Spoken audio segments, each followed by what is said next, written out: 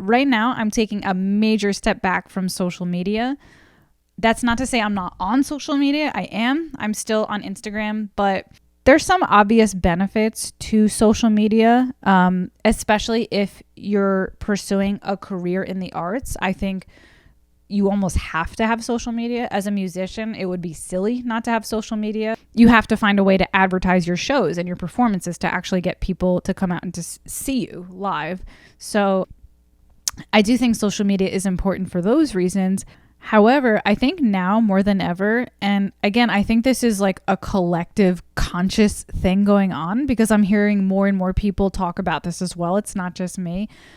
I think we're all kind of waking up and realizing how horrible this actually is. And we're essentially turning into zombies. Like, we're just so glued to our phones. And this isn't new. Like, this isn't new knowledge. We've known this for a while. It's always been like phones are bad for you, but I'm addicted to them. What are we going to do about it?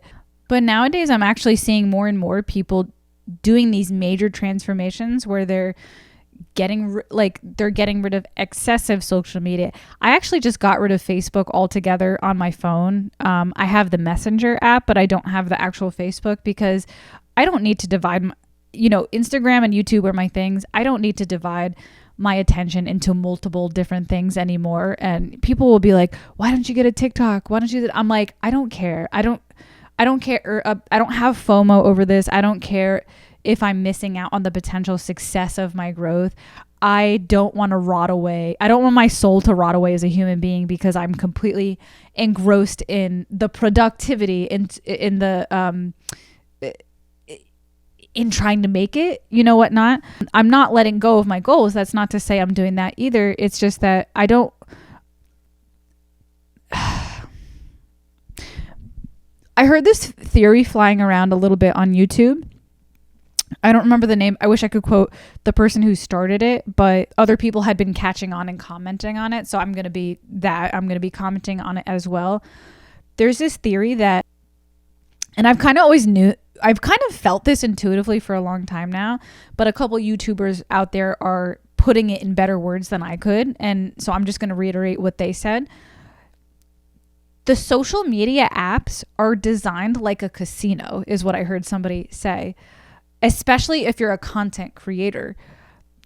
It's designed in such a way, and you don't even have to be like a major content creator. You could just be a general person that posts pictures on Instagram, and you're addicted to see the outcome of how many followers you get or how many likes you get. But the way it is when you post things on Instagram or YouTube, for example, you'll randomly get one video that like really gets a hit, and that keeps you hooked because you kind of get this high from the success that comes along with getting the hit on that one video. So then it pulls you in. You're like, got to create more content to get that hit again.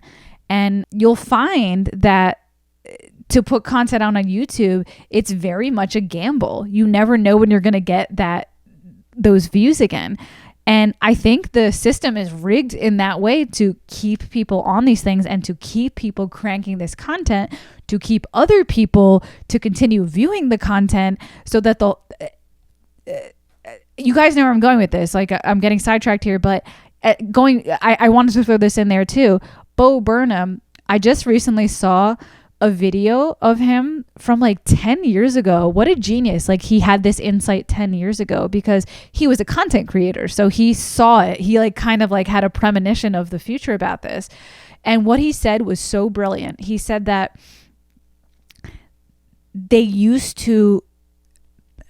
a long time ago, people used to colonize land. People used to try to take property. People used to try to take things from each other. Now people want to colonize your attention. People want to colonize your mind. So your mind and your attention are the goods. Like, your mind and attention are the valuables. And it took me a while to realize that. I mean, like, I always knew it and I always felt this wasn't good for me. So don't get me wrong. I'm not saying I was blind to the fact that being addicted to your phones wasn't good for you. But it took me a while to realize that even being a content creator,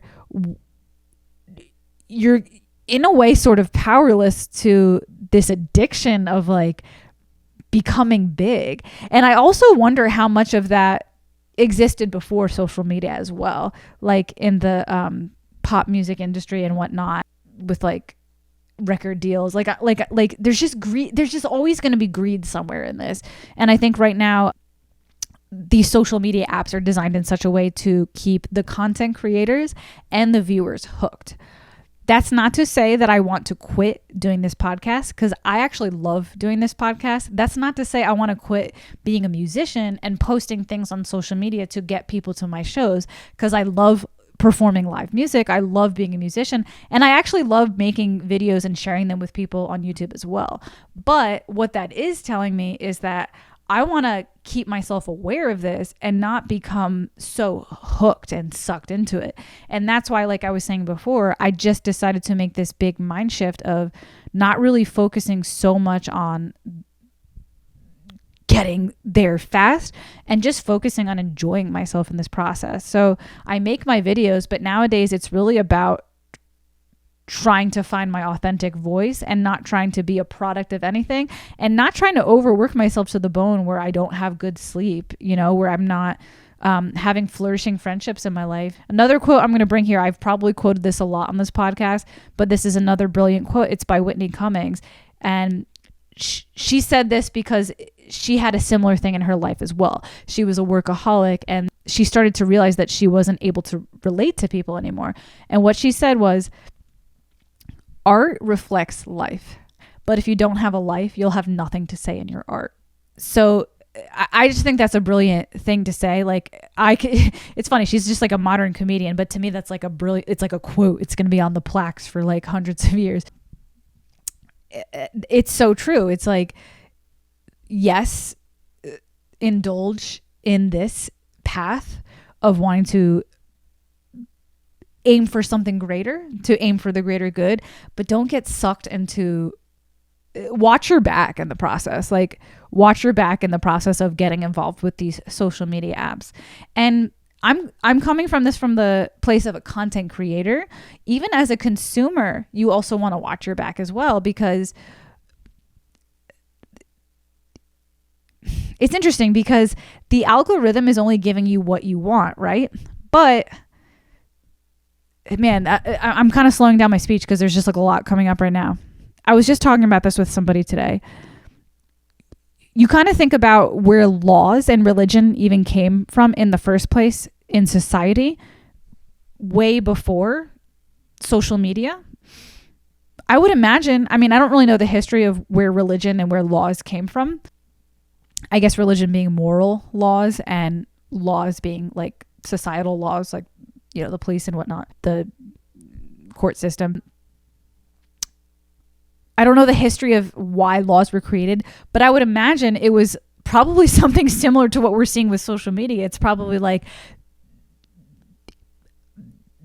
there was just like society was growing, and when you leave human beings to their own devices, they're probably not going to behave their best. And I guess where I'm going with this is that, interestingly enough, the content that you're getting back to you, and if you're getting hooked into certain like topics that are negative, like things that make you angry, things that make you overly lustful and horny, things that make you want to argue with people, too much politics, too much negative news, like stuff like that. If you're finding yourself hooked into these types of things on social media, that's because just like society needed rules, it's like this is another version of that manifesting in a digital form. It's almost like there needs to be a digital religion, or like digital police, or like digital courts, like to deal with these issues that are coming up that are keeping us hooked. You know what I mean?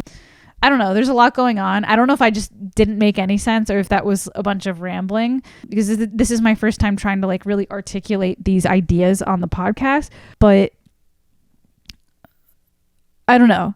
I guess what I'm saying is, I think as human beings, it's time for everybody to wake up and realize that they have some responsibility in this.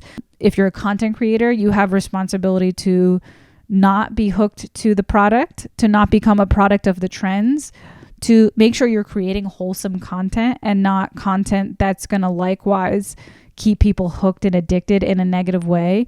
Like, what are you feeding to your audience? Are you feeding them, are you feeding your audience a healthy meal, or are you feeding them McDonald's? You know, like, what are you feeding them on this digital platform and this digital landscape? And again, if you're a consumer in this digital landscape, what are you consuming? Are you consuming McDonald's? Or are you consuming stuff that's contributing to anything that gears towards evil tendencies? Or are you consuming stuff that's going to make you better? Because you could actually, in theory, if you have discipline, you could actually learn a lot. Like, there's a lot of educational sites. There's a lot of educational sources on YouTube. There's a lot of great podcasters, philosophy videos, science videos, you know, religion. You know, there's a lot of ways you can actually educate yourself with the internet. You can have social community groups where people are trying to get together for some purpose of a greater good. You can have live stream of live musicians, and there's a lot of good that exists on the internet. But I think it's time to have some self-control and discipline as a consumer, and as a creator, it's time to have more conscientious thought into what you're producing and how you're being affected by the whole thing. You know, it's very complicated, but long story short, I think we're leaning towards a very unhealthy direction with social media, and it's time for us all to like take individual control back, and to try to do the right things for ourselves and for others in this landscape, digital landscape. Okay, I have one more question today.